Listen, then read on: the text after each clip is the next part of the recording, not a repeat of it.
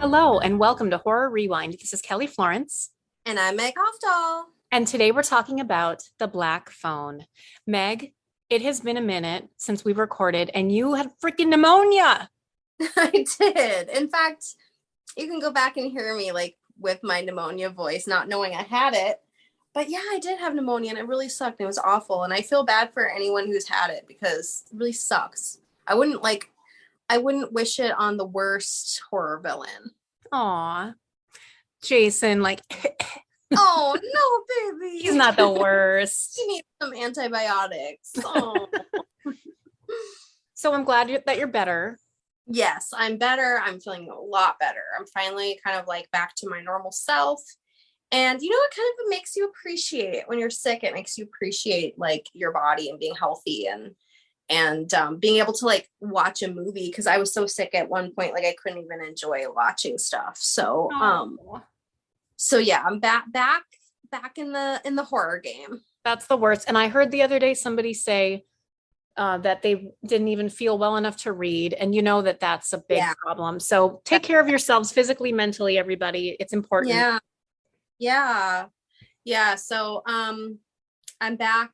I'm back. I'm feeling good. I watched The Black Phone. I watched it at home. I didn't get to see it in the theater because of being sick, but then it was on demand. So I took full Perfect. advantage of being able to pause it when I pee and stuff like that. And that was nice. No, that is nice.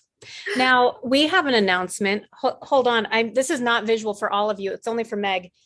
Oh no, it blurs. Anyway, It I'm blurred. wearing my t-shirt that says Builders and Backers. Meg and I received a grant through Builders and Backers, and it means we get to spend money in our local community to bring science and horror to the world. And so Yeah. we have two very cool announcements. First of all, we are going to be at this beer fest called All Pints North in Duluth, Minnesota on July 30th from, well, it opens for VIP at 2:30, but for the public at 3:30, goes till 7. We will be live streaming at 4 o'clock and 6 o'clock, and you can come and watch fun horror trivia. You can sign up to win some prizes. It's going to be amazing. Yeah, I'm really excited. We've been working on this and I think it's gonna be like one of our biggest events ever, just like with all the giveaways and all the plans we have for it. I'm very excited. And so, our next book, of course, is The Science of Witchcraft coming September 6th. And so, this is going to be the science of craft beer. And we're going to teach you the chemistry, which we've written about in one of our books, The Science of Stephen King. We've written about it and teach you some more fun horror trivia and beer that's been featured in horror movies. Just wait, friends. It's going to be so fun. Yeah, I'm Join us in really. person or virtually. Yes. If you can't come, if you're not in Duluth and you're not able to come to the beer fest, yeah, join us virtually because it's going to be so much fun. And now this is something, Meg, that I'm about to announce to you and the public at the same time. Meg, you don't even know this yet. Oh The my. Great Lakes Aquarium has Oh, welcomed us with open arms.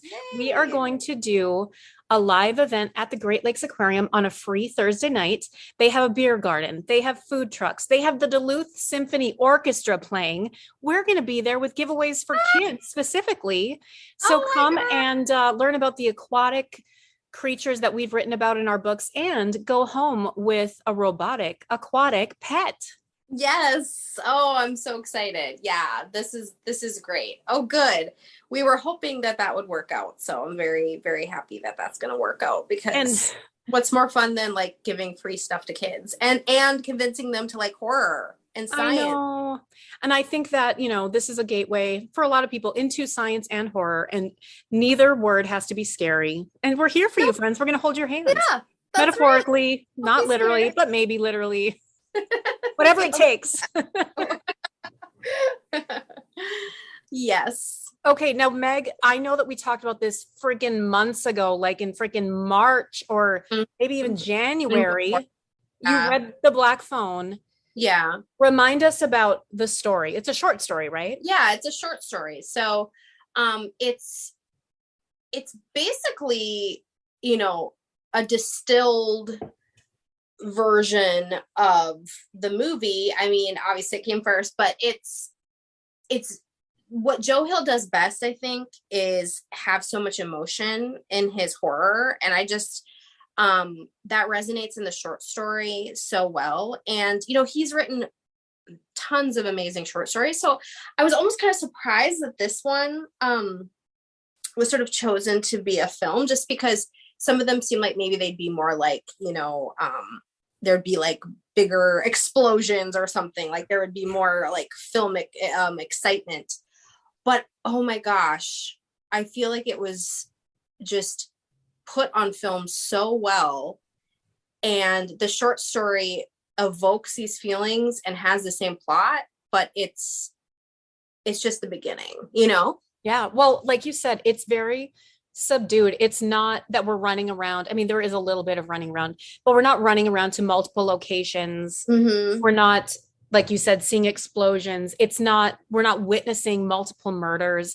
I mean, Yeah. everything's implied, but it's a very personal story. And I almost, as I was watching it, I'm like, oh, this could be a play, because basically it could Mm-hmm. all be Yeah. one set. And I mean, maybe a Yeah. couple outside things, but it's so theatrical in that sense. And I knew nothing about it. I hadn't read the short story, and it was so haunting. Ethan Hawke Mm-hmm. was freaking Oh my God. terrifying Yeah. and subtle. It wasn't like, Yeah. it was like, oh my Yeah. God. Yeah. I mean, I loved how Ethan Hawke didn't have like a lot of use, obviously, of his face, which I'm assuming for actors is like where that's the moneymaker. But he so subtly through eyes and voice and movement. And when he had half the mask on, that was really creepy. But he just did such an amazing job of being like this real living monster. And this is true horror to me. Yeah, I mean, he's not like some cartoon or like this happens, this is real.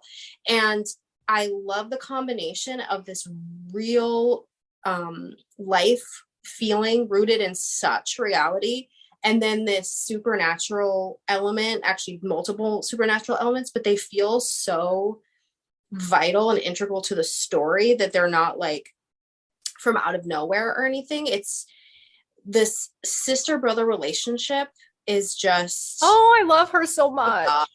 yeah, I love the sister and I love their relationship.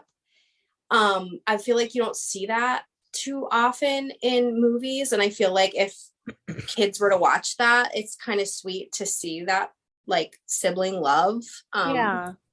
And also I loved how it was like 70s. I feel like we do a lot of 80s throwbacks, but I kind of like the 70s throwback. That's Yeah. cool, you know? I appreciate it too. And I think just everything about it. I love, is it Scott Derrickson? Is that how you say his last name?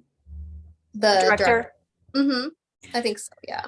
I obviously am a fan of his from the first Doctor Strange movie, and his direction, it's all just so beautifully done, and we see what we need to see in the moment, and sometimes those shots linger a bit, and sometimes it's a little further away than you want it, but that Yeah. builds that Yep. suspense. It's so good. It was so well done. Yes, I agree. I think what made this movie successful was that it did evoke the same feelings and just everything from the Joe Hill story, but it built upon that. And there's plenty of things in the movie that aren't in the story because, you know, it's a short story. But the people who wrote it understood Joe Hill's world that he had created, and that doesn't always happen, especially with short stories. I feel like there's so much room to like explore, but sometimes people just don't understand, like at least I feel like from my reading perspective they don't understand that world. But this casting was so well done, not only Ethan Hawke but like every single kid in that Oh my movie was God, yeah. amazing. The main kid blew me away, and it did such a good job. Again, I'm going into emotion, but balancing the emotion with the freaking scary ass hanging upside down kid. Like that was terrifying. Yeah.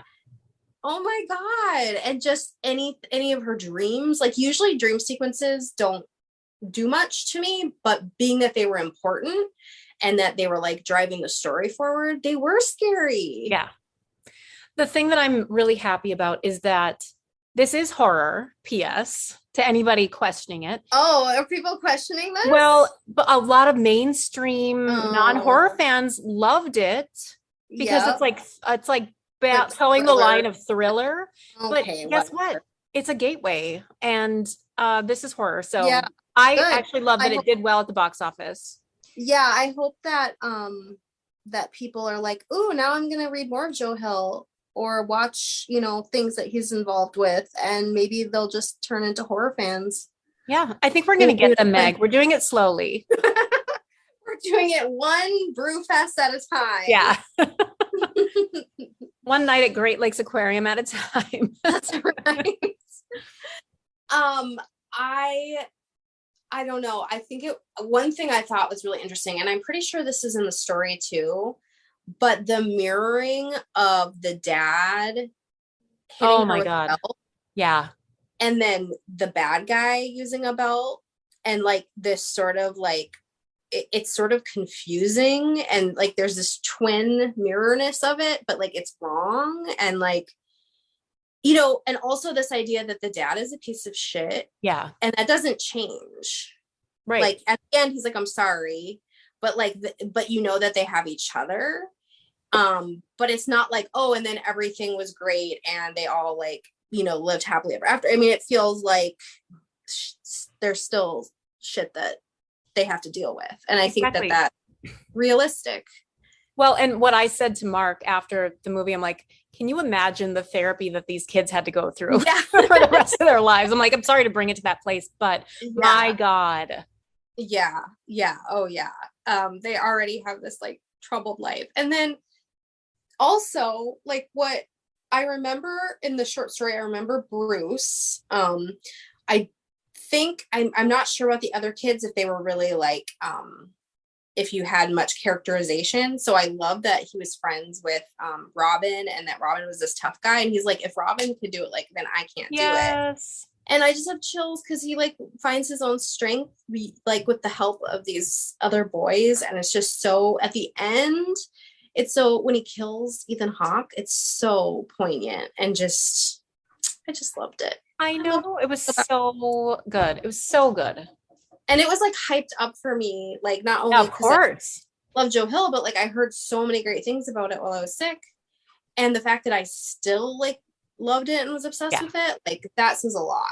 And Oh, I'm just absolutely. so pleased that it's a good um adaptation. I think because that is one thing I don't know if Joe Hill's had like a just amazing adaptation yet. And Well, so because I'd say this is definitely he wrote Horns, right? yeah. Okay. And I love that novel. And the movie is fine. And Nosferatu was a bit of a disappointment for me because that's maybe my favorite Joe Hill novel. And the show was fine, but Right. I think Well, this. I think his dad has had the same problem. Sometimes the Yeah, adaptations aren't as great. yeah, for sure. So speaking of, well, I have been trying to get more into like horror graphic novels. So I picked up so Joe Hill has his own comic book, like it's within DC, but it's Hill House Comics. And I picked up the first one. You have to read it. It's Oh, so good. It's called Basket Full of Heads. okay. He wrote it, and it's literally about a woman who has I won't explain how she kind of gets her hands on it, but she has an axe that when she decapitates people, their heads stay alive and they talk. Oh, wow. Okay. And that's all I'm going to say, but it was amazing. And so I'm going to lend that to you. And then I also have another one from the Hill House Comics that he didn't write, but he's producing them or editing them, whatever you want to say. And it looks really creepy too. And I haven't read that one yet, but I'm very excited. Oh, that's So, cool. and I was saying I love the art of comics and graphic novels because it kind of forces me to slow down because I'm a fast reader. Maybe not as fast as you, but I'm fast. And I feel like with graphic novels, like I slow down and appreciate the art, Yeah. And Yeah. like also being that I love gore, like, yeah, writing it, obviously I love description, but sometimes just seeing it in art form is pretty cool. So Now, I've mentioned this before, but Nate has lent me his Junji Ito collection. oh And I think you'd really appreciate that because it is yeah, terrifying. And also, this is not horror, but for Vienna's birthday, we got her the set of Heartstopper. Heartstopper graphic novels, and those are Yes. very sweet. I've Oh just been thumbing through. yes. Cute. So The yes, thing is that, let's give love to the graphic novel. yeah, seriously, I'm kind of intimidated by it because it's like I know my way around a bookstore, you know, but like we went to Source Comics and I felt very like I'm like I don't know what I'm looking for. I don't know. Like I felt kind of out of my element. So I want to get more, you know, I want to get well versed in horror comics. So there's so many amazing ones there, but like I was so Yes. excited. I'm like, well, is this like one in a series? I don't know. Like I don't. So I have to do my research. Yeah. You have to tell me what what is Junji it? Ito. Yeah. Yeah, you have to tell me which one to start with because I Yeah. get really, you know, I'm No like, I problem. And Nate, if you're listening, DM Meg right now. don't. He's like, I have a list. So, friends, this is airing the night, well, the morning of the day that we're going to see Nope, and we're going to talk about it next week on the podcast. To say I'm excited is putting it mildly. I'm over the moon. I'm so excited for Nope. I can't wait. I can't imagine that Jordan Peele could ever disappoint me. So, I know, and it's like it's got really good reviews. I mean, not that I care, but that's a good sign. And yeah, I believe in Jordan Peele, even if like it's not my favorite of his, which who knows yet. I trust his vision and I trust him so much, and I can't wait. I cannot wait. yeah. I told the boys they're not allowed to complain or say anything negative, and Dexter's like, what if it's the worst movie I've ever seen? And I'm like, okay. I highly doubt that. Yeah, I'm like, after the movie, you can go ahead and share that opinion if you feel like you need to. But I'm like, before and during, we're gonna be positive, okay? Yeah. Yeah, so I'm very excited. So we will record on that and talk about it next week. Also, I don't know if you're going to have time, Meg. I know that you did watch The Girl in the Photo. Mm-hmm. We'll talk about that. We'll also watch Boobitch sometime. I'm going. Okay, I will. Okay. I watched it twice now because I'm like, oh, Vienna's going to like this. And she did. She loved it. Oh, good. There's a lot of swearing, probably too much swearing for a 9-year-old, but she can handle it. So well, use your own, opinion, parents out there. Oh, it looks super cute. So I'll definitely watch it. I need just a little bit of cuteness, especially after Girl with the Photo. We'll talk about it later. Oh, God. Okay, wait, before we forget, let's rank The Black Phone on a scale of 0 to 10. 0 being you hated it, 10 being it's a perfect movie. What's our scale? I mean, is it The Black Phone itself? All right, how many black phones do you give The Black Phone? I'm gonna give it 9.5 black phones. It was poignant, emotional, well acted, well written. It's Joe Hill. I would watch it again. I think the only reason I'm giving it 9.5 is because like 10 is like I like Sprouted Wings or something. So I'm giving it a 9. And you know what my complaint is? And I said, Mark, what's my only complaint? And he's like, there weren't enough women. I'm like, bingo. Yeah, okay, fair. Like one of the cops could have been a woman. I don't know. It's like, yeah, we get it. It's the 70s, but like if Persuasion can have people of color in it, like we can have women be more of the other people. I agree. Exactly. So, but I still it's fair. Maybe that was what my half point was, and I didn't even realize it. But you know what? That I have to say though, his sister was such a cute little spitfire. Oh, she was so strong. She reminded me of V. Oh yeah. Oh, cute. V is very doesn't take any sassy and strong. Yeah. Yep. Love it. Such a good movie. Awesome. So good. Well, friends, come back next week to hear about Nope, and then the weeks following to hear about all the rest that we've been watching and reading in the horror world. Until next time, we'll see you in the horror section. Bye.